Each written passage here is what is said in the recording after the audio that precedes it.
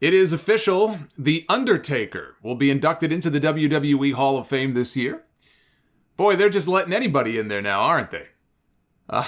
He'll be inducted at the American Airlines Center in Dallas the Friday before Wrestlemania in a ceremony to be held immediately following SmackDown in the same building that night. They're selling 2-for-1 tickets to the show. Come for SmackDown, stay for the Hall of Fame. If ever there was a no-brainer for their Hall of Fame, it's The Undertaker.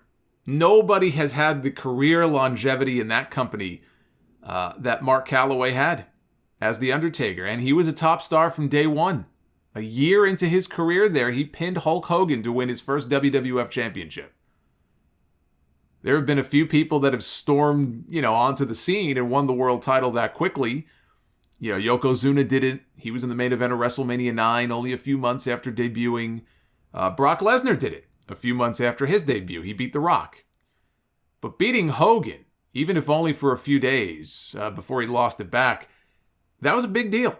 And after that, he worked with every top star across multiple eras in that company. He worked with Hogan, Savage, Warrior, Jake Roberts in the Golden Era, Bret Hart, Shawn Michaels, Diesel, Yokozuna, Psycho Sid, Mankind, Vader in the New Generation era, Stone Cold, The Rock, Triple H, Kane, Kurt Angle in the Attitude Era, a young Brock Lesnar, John Cena, Randy Orton in the Ruthless Aggression Era.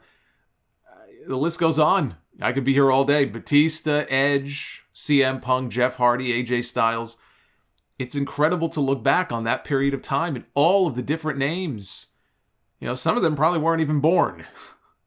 Or they were just barely born when he was first wrestling all those other top names I mentioned first. And he worked with them all. He had more classic matches in the latter half of his career than he did the first half. The first half was him establishing the character.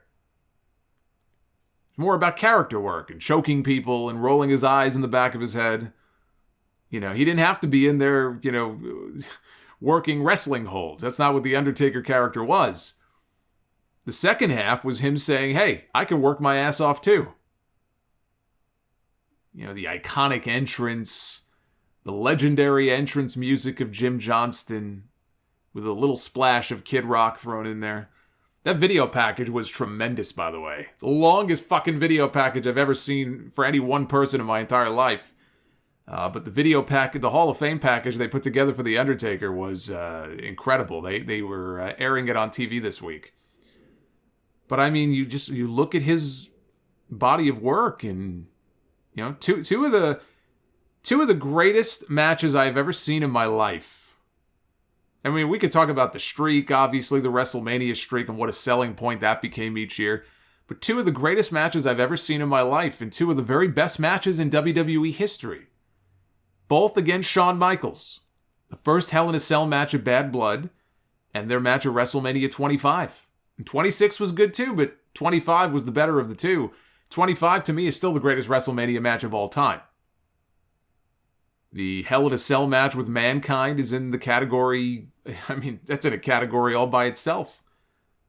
And when I rank The Undertaker's greatest rivals, which I have done on this very podcast before, for my money, his top 5 rivals from number 5 all the way up to number 1, if I had to rank them, are Triple H. He's at the bottom of the top 5. Brock Lesnar, I'd have him at number 4. I have Kane at number 3. Shawn Michaels in number 2, and I put Mankind in that top spot. I've always maintained that Mankind is The Undertaker's greatest rival. He was the first man to be booked like a legitimate threat, to where he debuted in the company and then he beat The Undertaker in back-to-back pay-per-view matches. And then years later, they come back, they have that Hell in a Cell match that is still talked about to this day, over 20 years later.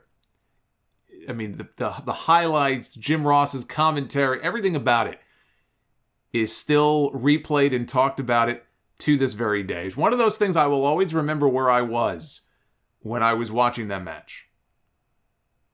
If ever there was someone who deserved a solo induction into the Hall of Fame, like David Ortiz being the only player elected to the Baseball Hall of Fame this year, it would be The Undertaker.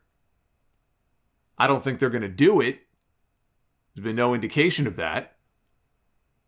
But whether they do it or not, on the question of who should be the one to induct him, I don't think it should be any one person.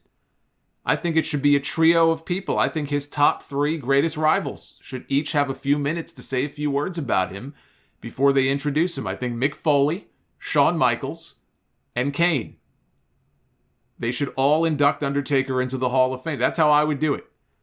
And if Vince McMahon didn't sound like someone had poured molten lava down his throat, I would say that he would be a fine choice too, but it's hard to understand what he's saying anymore.